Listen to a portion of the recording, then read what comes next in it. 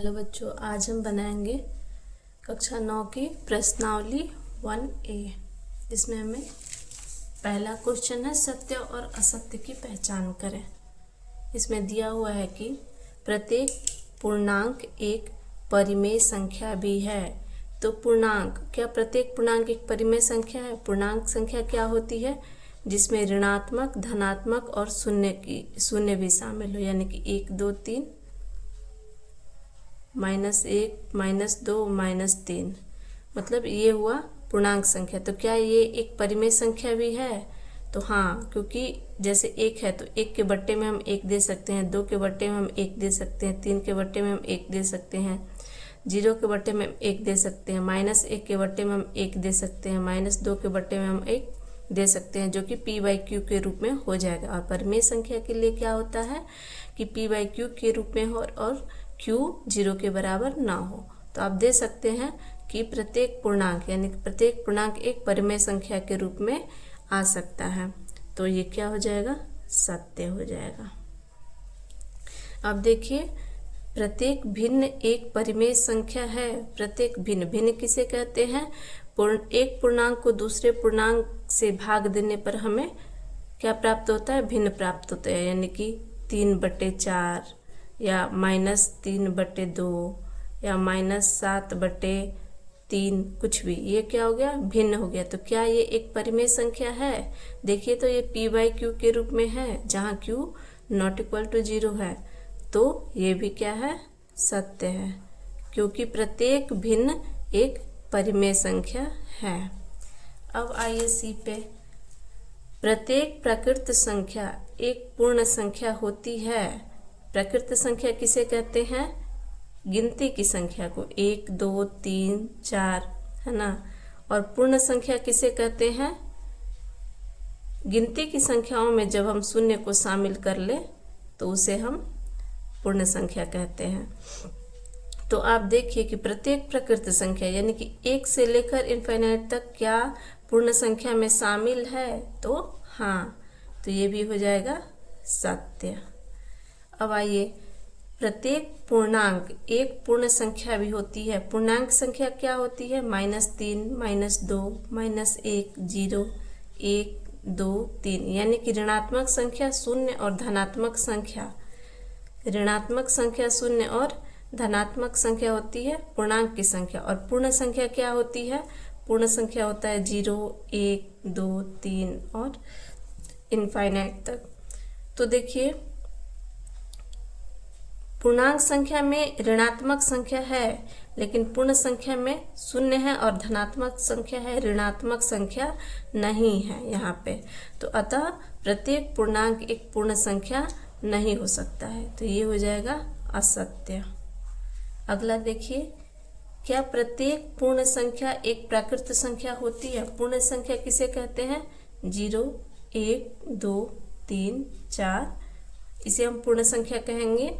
और प्राकृत संख्या किसे कहेंगे? तो गिनती की संख्याओं को, गिनती की संख्याओं को कहेंगे।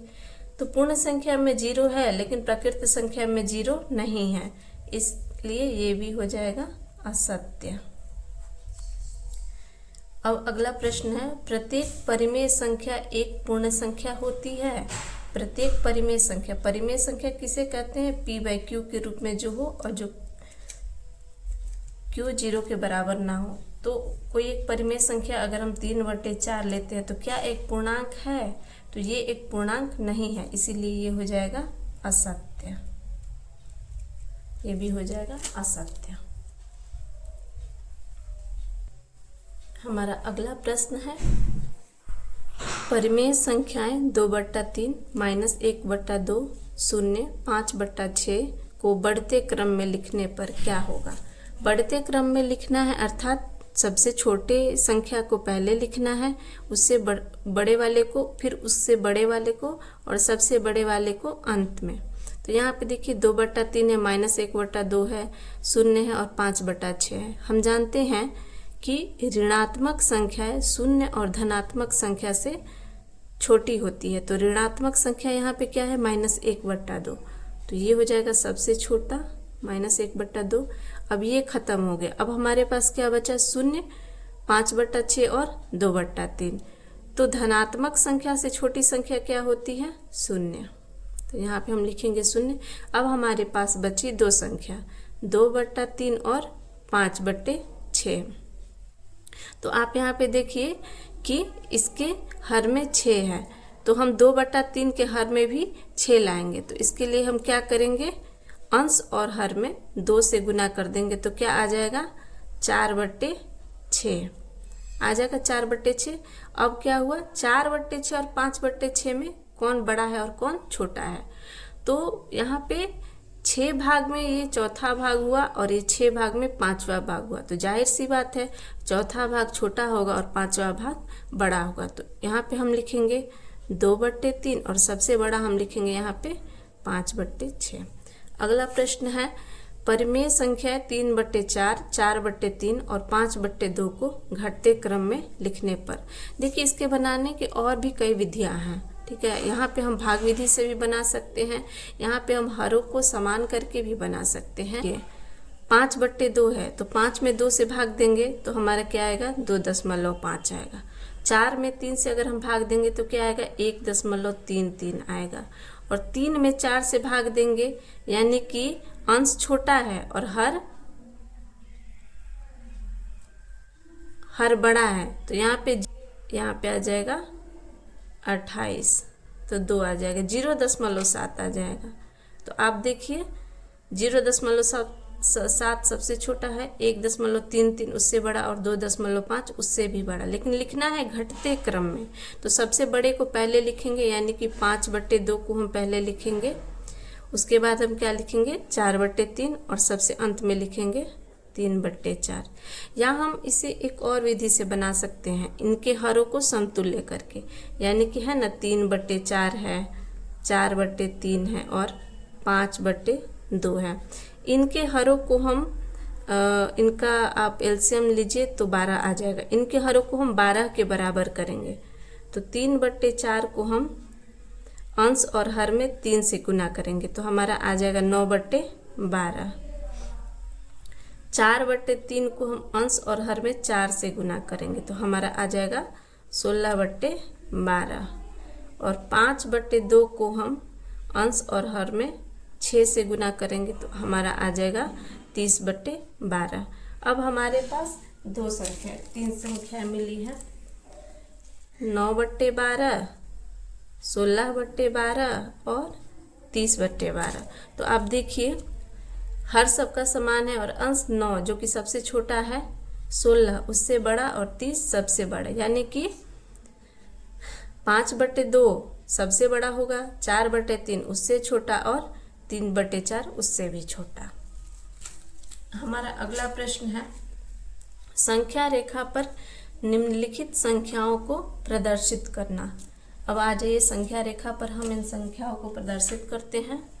तो हमारा पहला क्या है? 2/3।